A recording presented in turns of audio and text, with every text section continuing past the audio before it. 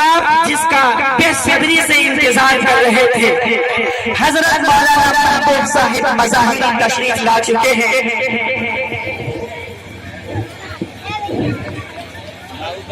الحمدللہ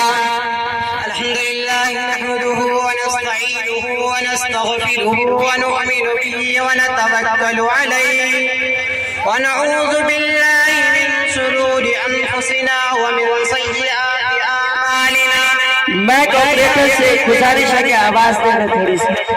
ومن يضلل فلا هادي له ونشهد ان لا اله الا الله وحده لا شريك له ونشهد ان محمدا عبده ورسوله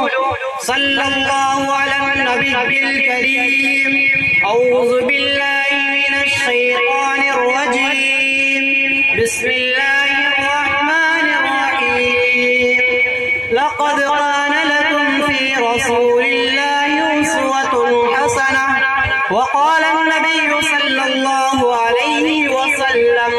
تركت فيكم أمرين لن تضلوا ما تمسكتم بهما كتاب الله وسنة رسوله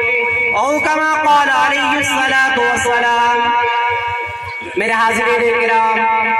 اللہ رب العزت کا احسان ہے، اس کا فضل و کرم ہے، اس نے اس مبارک اور مقدس اجتماع کی مناسبت سے ہمیں اور آپ کو یہاں جمع فرمایا ہے اور کچھ کہنے اور سننے کی توفیق عطا فرمائی ہے۔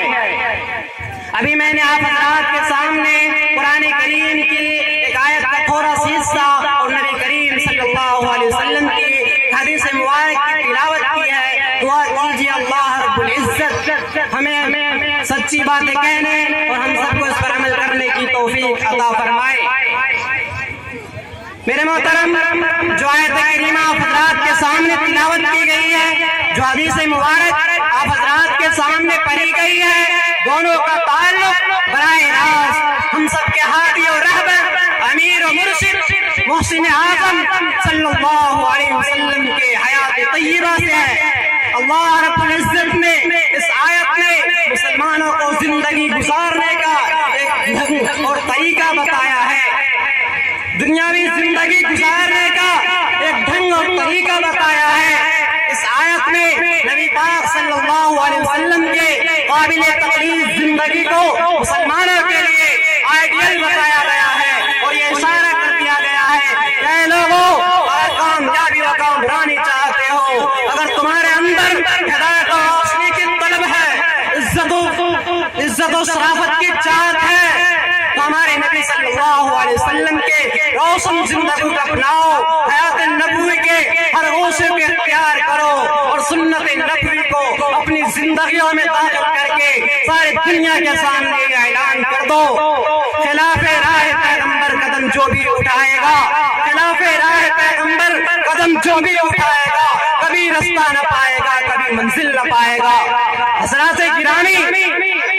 پوری اسلامی تاریخ کہا ہے جب آپ صلی اللہ علیہ وسلم اس دنیا میں آئے، اس دنیا رنگ میں آنکھیں کھولے، پوری دنیا ظلمت کی گھٹا ٹوپ اندھیرے میں ڈوبی ہوئی تھی، کفر و شرک برسر اقتدار تھا، جہالت و لاعلمی کا دورہ تھا، الفت و محبت نام کی بھی کوئی چیز نہیں تھی، وحشت و بربریت اپنے عروج پر تھی، انسان کے خون کا پیاسا تھا، عقل و غارتگری کا بازار گرم تھا اور ایسا محسوس ہو رہا تھا کہ اس دنیا میں ہدایت و روشنی کا سورج طلوع نہیں ہوگا،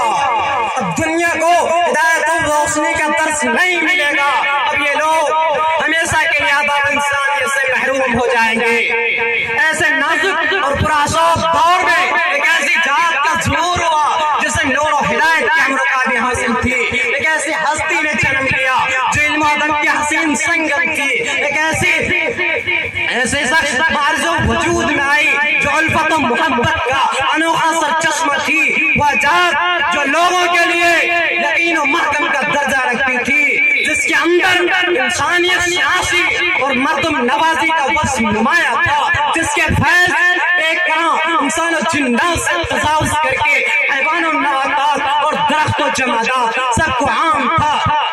سرسبز ہو جو سبز ترا پائمال ہو، سرسبز ہو جو سبز ترا پائمال ہو، بیٹھے تو جس شجر کے تلے وہ نہال ہو۔ چنانچہ آپ صلی اللہ علیہ وسلم کے آتے ہی ظلمت و تاریکی کا فوت ہو گئی، کفر و شرک کا خاتمہ ہوا، زیارت و خاندان نے اپنے راہ کنار اختیار کی، رشت و ہدایت کا نیا دنیا رواں ہوا، لوگوں کو مردم آزاری بجائے مردم نوازی کا پیغام ملا، لوگوں کو حق تلفی کی جگہ نثار قربانی کی تعلیم دی گئی، اس خزاں رسیدہ چمن کو بہار نو نصیب ہوئی۔ دیکھتے ہی دیکھتے پورا عالم تہذیب و تمدن کا گہوارہ بن گیا۔ صحنے چمن کو اپنی بہاروں پہ ناز تھا، صحنے چمن کو اپنی بہاروں پہ ناز تھا، وہ آ گئے تو سارے بہاروں پہ چھا گئے۔ دنیا نے دیکھا جو لوگ دامن ہدایت سے وابستہ ہوئے وہ زندہ جاوید ہو گئے، جنہوں نے اس فکر میں تعلیم پائی، وہ نبی پاک صلی اللہ علیہ وسلم کے سچے جانشین کہلائے، جن لوگوں نے اس آستانے کو مضبوطی سے تھامے رکھا، وہ رضی اللہ عنہم ورضوا عنہ کے بشارت آمیز خطاب سے نوازے گئے۔ یہی وہ در تھا جسے پکڑنے کے بعد حضرت ابو بکر صدیق کہلائے، یہی وہ دربار تھا جہاں حضرت عمر فاروق کو فاروق اعظم کا خطاب ملا، یہی وہ بارگاہ تھی جہاں حضرت عثمان کو ذوالنورین کا لقب ملا، یہی وہ فوجی چھاونی تھی جہاں حضرت علی کو اسد اللہ کے نام سے پکارا گیا۔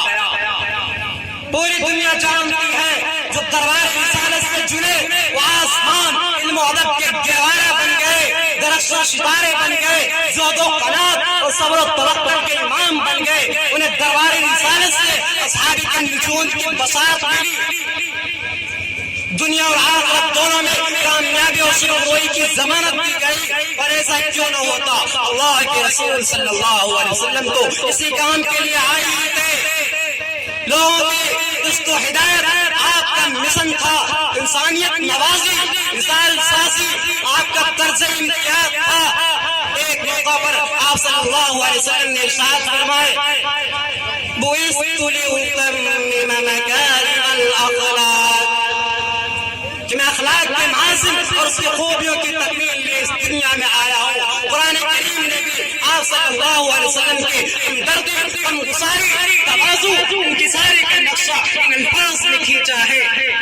وَلَوْ كُنتَ فَظًّا غَلِيظَ الْقَلْبِ لَانفَضُّوا مِنْ حَوْلِكَ،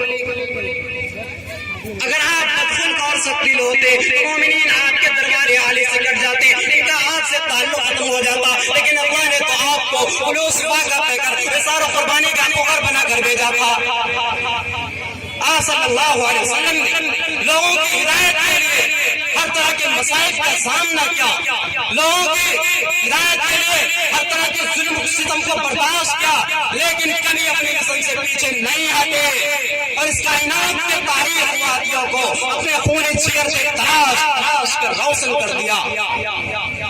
اپنے لہو سے روشن کر دے۔ گلیاں اس ویرانے کی گرچہ بہت تاریخی تھی، شہر وفا تک جانے کی دنیا کا دستور رہا ہے کہ جو بھی یہاں آیا ایک دن اسے جانا ہے، جس نے بھی یہاں آ کے بولے ایک دن اسے روپوں سے پر یہ دنیا چھوڑنی پڑی۔ اس دنیا میں کسی انسانیت کے لیے ہمیشہ کی دوام نہیں ہے، ہر شخص کو موت کا مزہ چکھنا ہے۔